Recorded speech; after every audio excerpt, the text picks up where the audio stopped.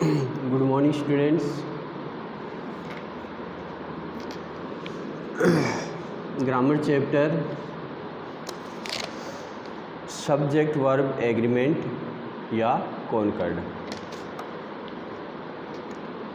कल हमने रूल्स में 3 पॉइंट तक लिखा दिए थे।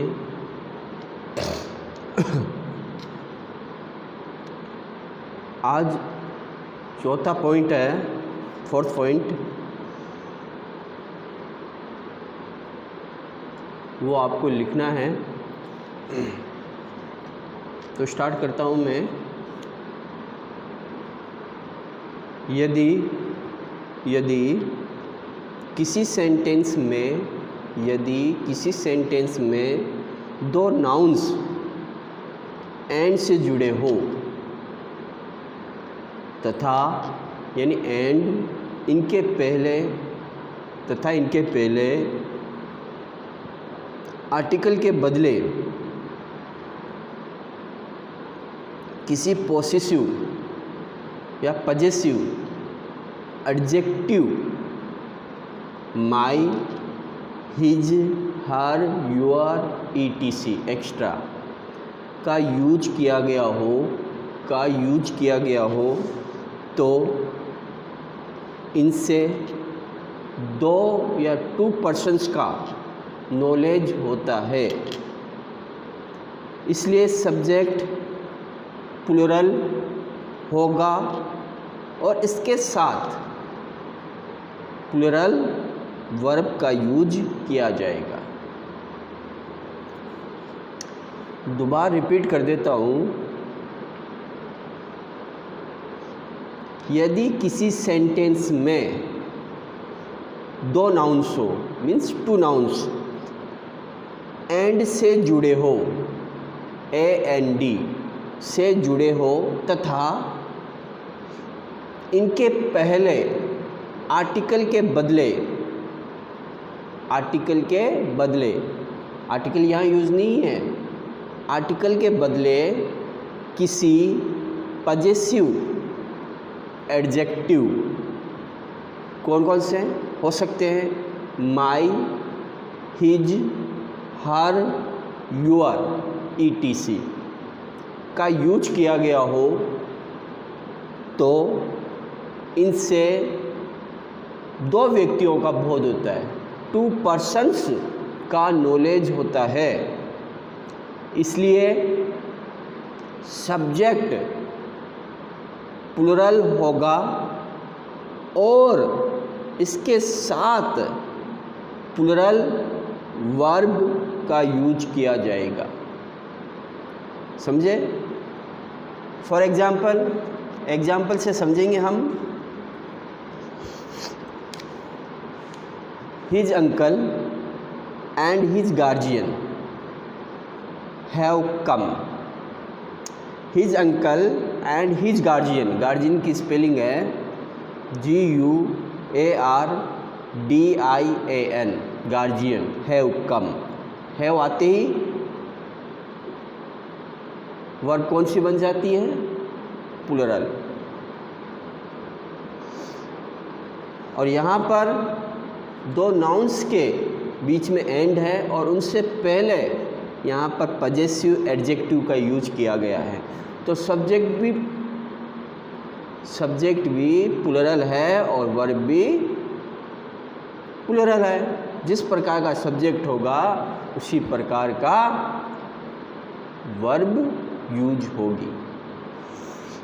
तो यहाँ पर इस 4th पॉइंट में पजेसिव एडजेक्टिव के बारे में बताया गया है कि अगर आर्टिकल नहीं आए, नाउन से पहले एंड में बीच में हो और उससे पहले पजेसिव एडजेक्टिव आ जाए तब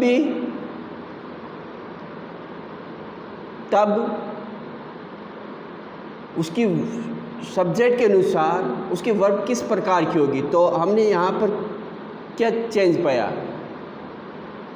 अगर पजेसिव एडजेक्टिव लगे हो तो सब्जेक्ट प्लूरल हो जाता है और वर्ब भी प्लूरल यूज होगी।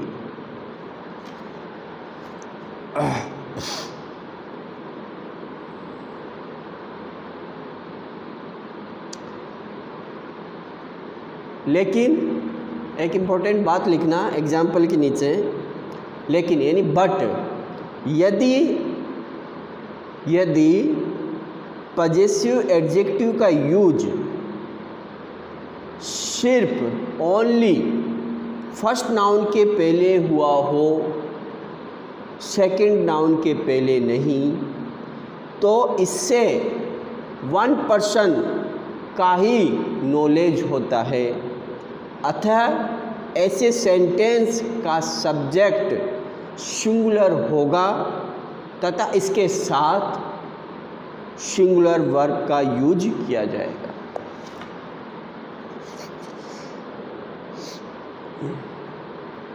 मतलब यहाँ पर जो थर्ड पॉइंट है वैसा ही फोर्थ पॉइंट है, लेकिन यहाँ पर आर्टिकल की बात ना करके यहाँ पर पजेसिव एडजेक्टिव की बात की जा रही है।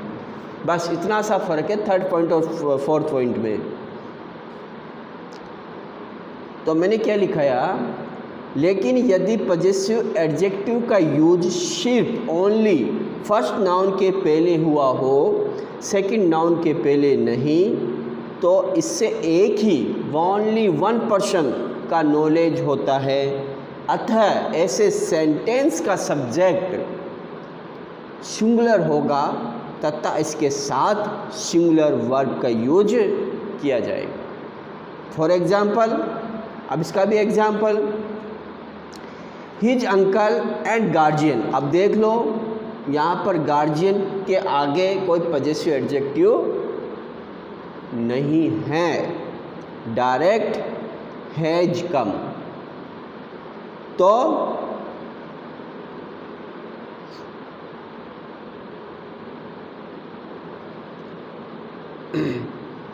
तो यहाँ पर 2 पर्सन ना होकर एक ही पर्सन के बारे में बात की जा रही है या फिर एक ही सब्जेक्ट है। इसलिए जब एक सब्जेक्ट रहता है तो वह सिंगुलर सब्जेक्ट रहता है और उसके लिए वर्ब भी सिंगुलर आती है। तो फोर्थ रूल्स आप समझ गए होंगे और आपके जो फोर्थ पॉइंट में जो भी डाउट है डेफिनेटली क्लियर हो गया होगा। फिफ्थ रूल्स या फिफ्थ पॉइंट,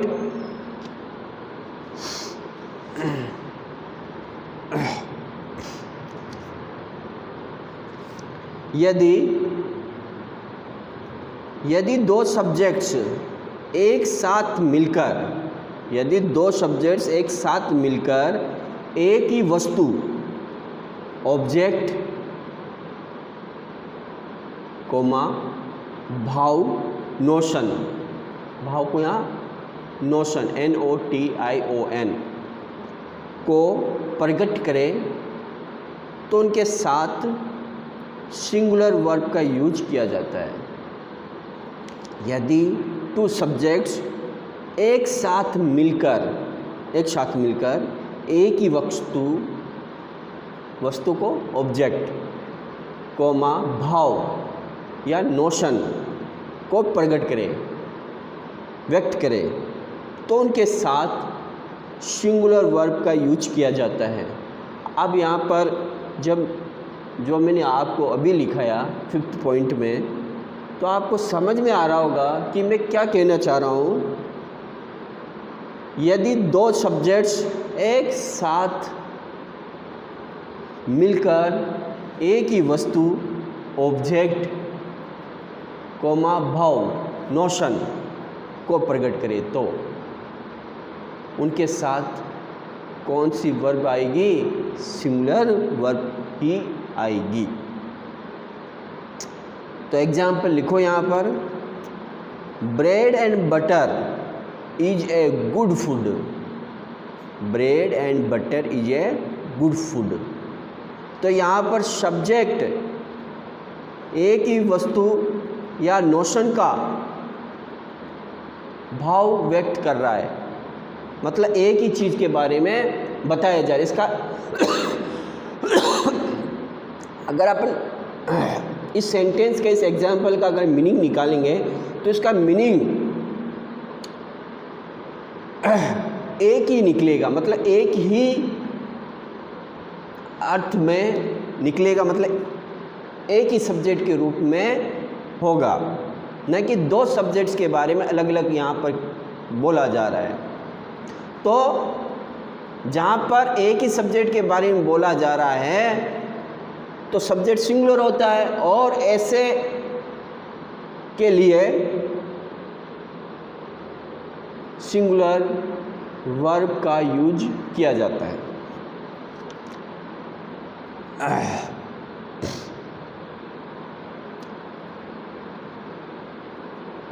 अगला एग्जाम्पल है the crown and glory.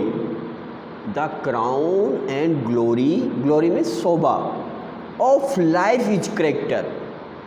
The crown and glory of life is character. तो यहाँ पर इज मीन्स सिंगुलर वर्ब का यूज हुआ है। क्यों हुआ है? क्योंकि यहाँ पर जो सेंटेंस है, जो द क्राउन एंड ग्लोरी जो शब्द आए हैं वो एक ही अर्थ के लिए आए हैं, इसलिए यहाँ पर वर्ब भी सिंगुलर आई है। ओके। सिक्स्थ रूल्स, यदि दो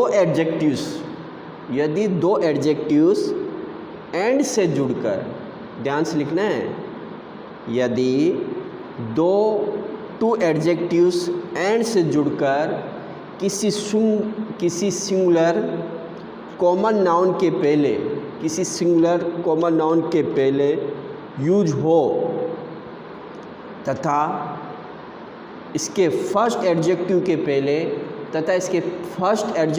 पहले इनडेफिनेट आर्टिकल ए और एन का यूज हो, तो इससे एक ही व्यक्ति, ओनली वन पर्सन, वस्तु या भाव, वस्तु को ऑब्जेक्ट, भाव को नोशन का बोध होता है, का नॉलेज होता है, अतः इसे सिंगुलर माना जाता है और इसके साथ सिंगुलर वर्ब का यूज किया जाता है।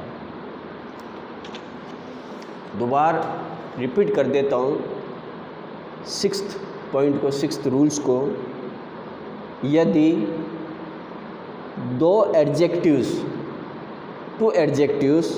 एंड से जुड़कर किसी सिंगुलर कॉमन नाउन के पहले यूज हो तथा इसके फर्स्ट एडजेक्टिव के पहले इनडेफिनेट आर्टिकल ए और एन का यूज हो,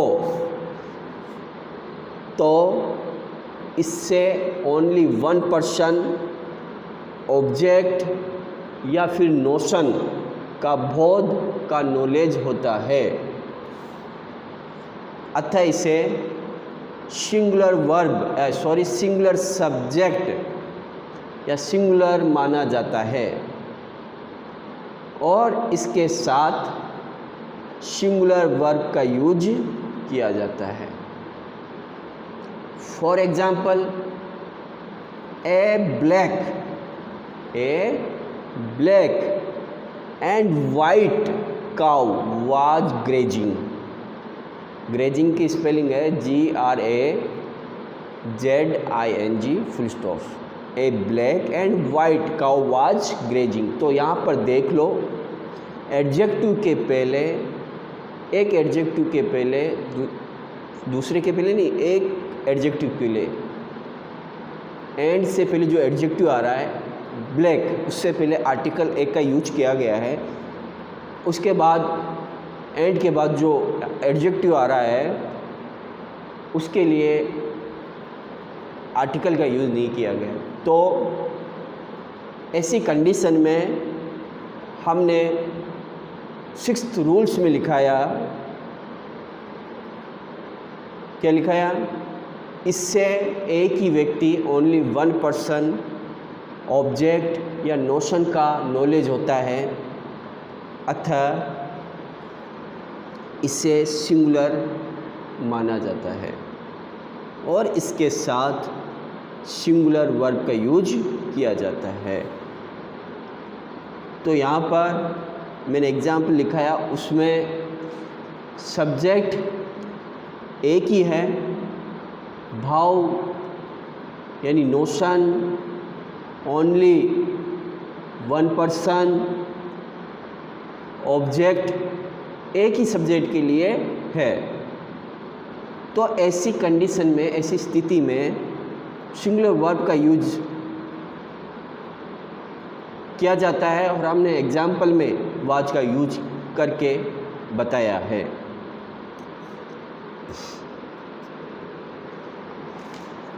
अब एक इम्पोर्टेंट बात और लिखना इसी एग्जाम्पल के नीचे, बट यदि दो, ओनली बट यदि टू एडजेक्टिव्स एंड से जुड़कर सिंगुलर कॉमन नाउन के पहले यूज हो, ध्यान देने वाली बात है, तथा प्रत्येक एवरी एडजेक्टिव के पहले इनडेफिनेट आर्टिकल्स ए और एन का यूज हो, तो इससे टू डिफरेंट पर्सन्स और थिंग्स यानी दो अलग अलग व्यक्तियों या वस्तुओं का नॉलेज होता है। अतः इसे प्लुरल माना जाता है और इसके साथ प्लुरल वर्ब का यूज किया जाता है। समझे होंगे आप, अगर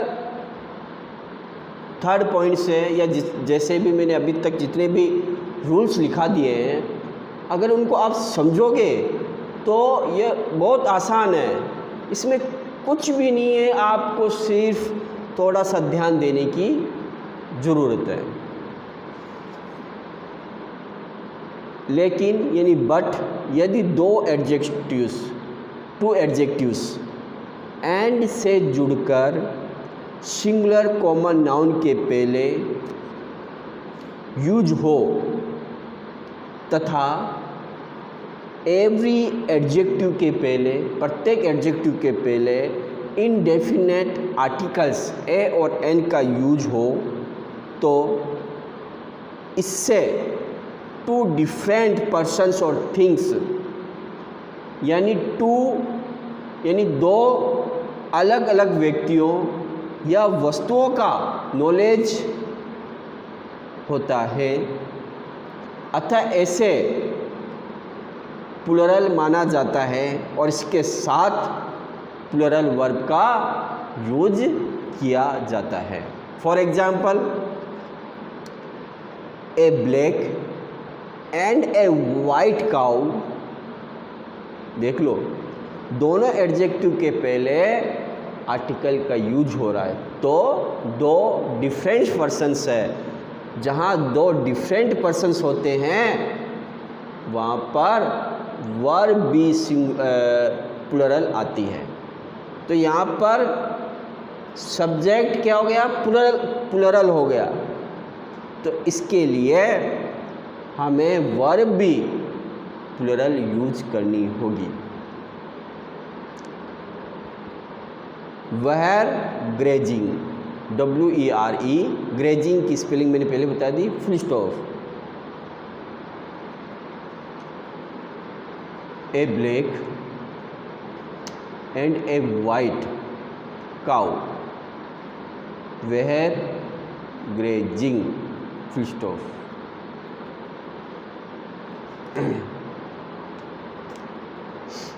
सेवंथ पॉइंट, यदि यदि दो singular subjects, two singular subjects and से जुड़े हो और उनमें से किसी के पहले ईच, एवरी या नो का यूज हो तो सब्जेक्ट सिंगुलर होगा और इसके साथ सिंगुलर वर्ब का यूज किया जाएगा। रिपीट कर देता हूँ, यदि दो सिंगुलर सब्जेक्ट्स एंड से जुड़े हो और उनमें से किसी के पहले भी ईच, एवरी या नो का यूज हो तो सब्जेक्ट सिंगुलर होगा और इसके साथ वर्ब भी सिंगुलर होगी। फॉर एग्जाम्पल, जैसे या उदाहरण, फर्स्ट एग्जाम्पल है each boy and girl was given a prize. देख लो, दो सब्जेक्ट्स एंड से जुड़े हैं और उनके आगे ईच का यूज यहाँ पर किया गया है। तो जैसे ही यहाँ पर इसका यूज किया गया तो वर्ब किस प्रकार की आएगी? Singular verb. तो each boy and girl was given a prize, full stop. Next example, every house and shop, SHOP, was searched, SEARCHED,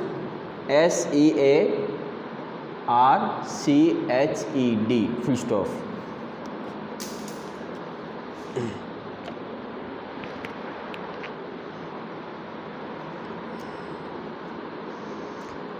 next example,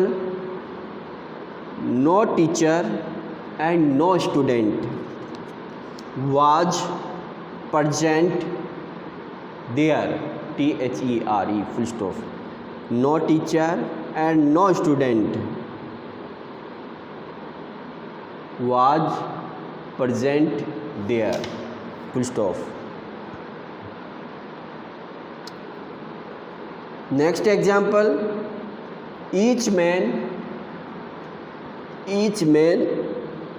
and each woman has equal right। each man and each woman has HS singular verb यानी helping verb, equal right, full stop।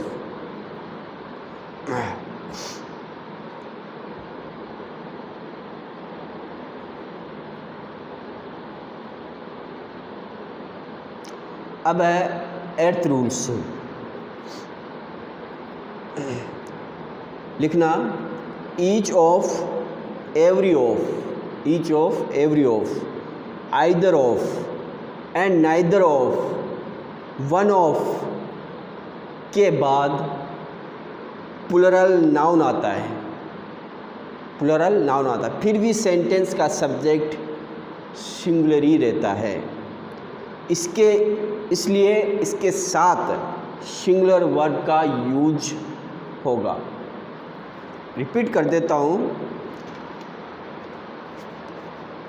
जो earth point है, rules है, उसको आप अच्छे से note कर लेना। बहुत सारे एग्ज़ाम पेपर में अधिक क्वेश्चन ईच एवरी से भी पूछे जाते हैं।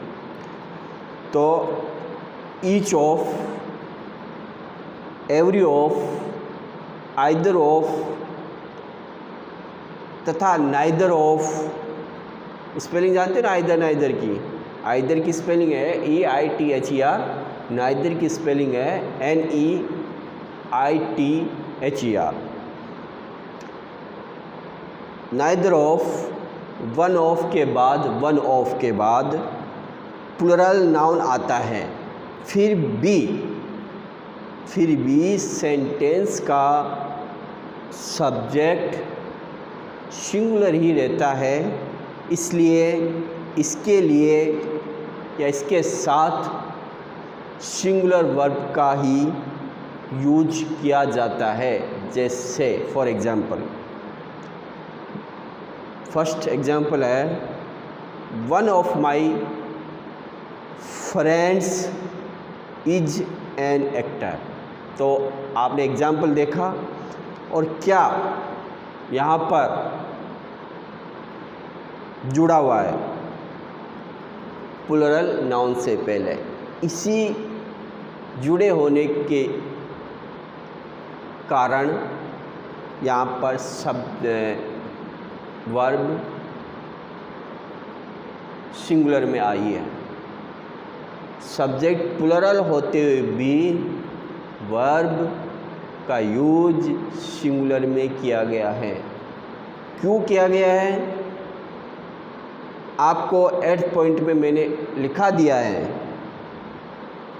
कि ऐसे वर्ड्स जब आते हैं और वो प्लूरल नाउन से पहले लगते हैं तो सब्जेक्ट सिंगुलर की गिनती में आता है।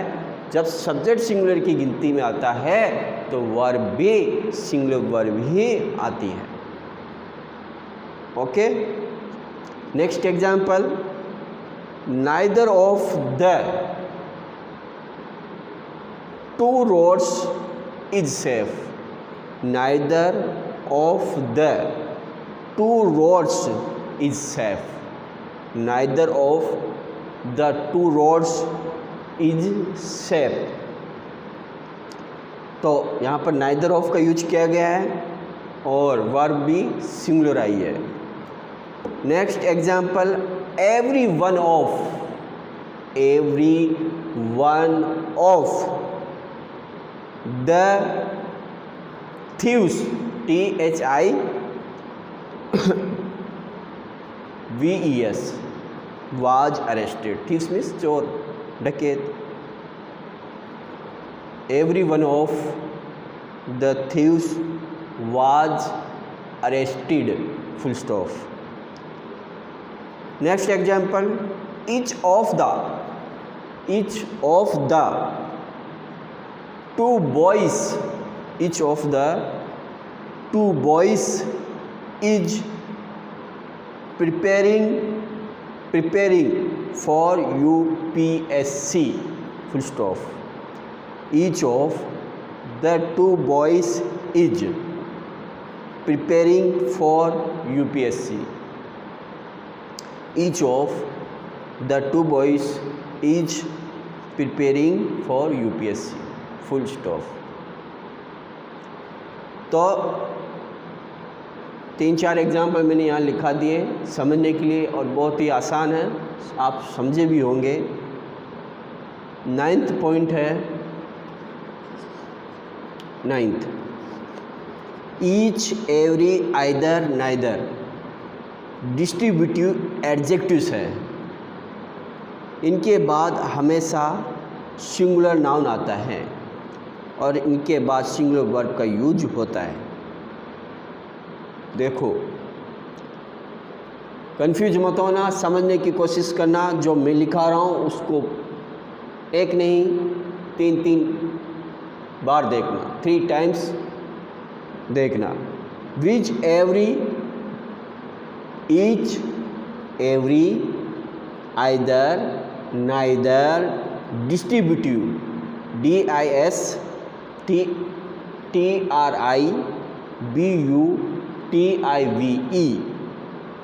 उसके बाद है adjectives, each, every, either, neither, distributive adjectives है। जो अभी मैंने जो नाम लिखा है वो क्या है, एडजेक्टिव्स है। इनके बाद हमेशा सिंगुलर नाउन आता है, हमेशा सिंगुलर नाउन आता है और इनके बाद सिंगुलर वर्ब का यूज होता है। For example, each shirt is blue. देख लो, ईच के बाद सिंगुलर नाउन आया है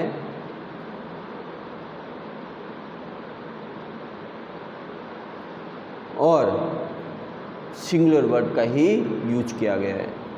each shirt is blue, full stop.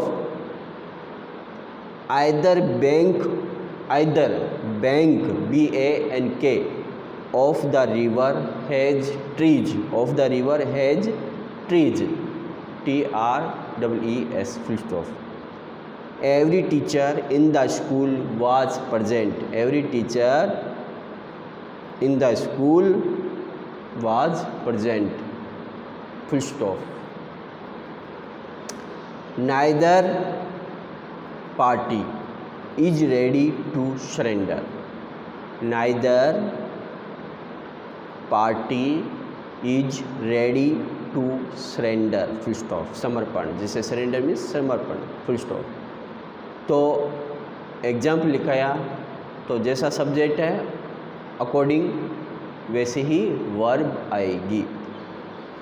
10th rules है, आज का आखिरी रूल्स है। नेक्स्ट डे फिर आगे कंटिन्यू रखेंगे। यदि दो सिंगुलर सब्जेक्ट्स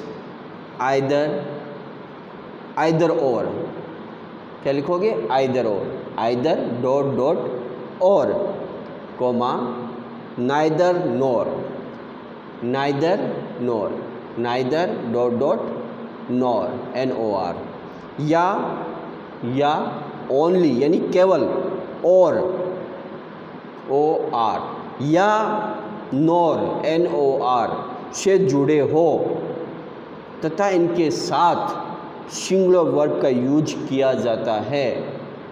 रिपीट कर देता हूँ, यदि दो singular subjects either or, either dot dot dot or, comma, neither nor, neither dot dot nor, या केवल मीन्स ओनली, और OR, या नॉर NOR से जुड़े हो तो इनके साथ सिंगुलर वर्ब का यूज किया जाता है। For example,